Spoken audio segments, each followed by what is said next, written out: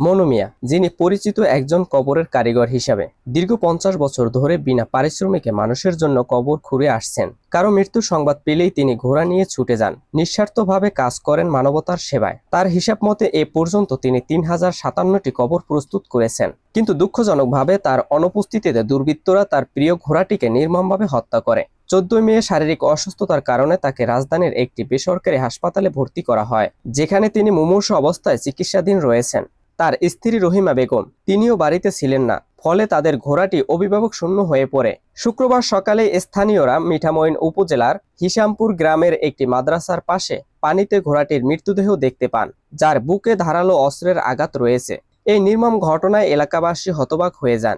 মনু মিয়ার প্রতিবেশীরা জানান, তিনি সারা জীবন মানুষের সেবায় নিজেকে বিলীন করেছেন, অথচ তার অবর্তমানে এমন নিষ্ঠুর আচরণ তার প্রিয় সঙ্গীর পূর্তি করা হলো।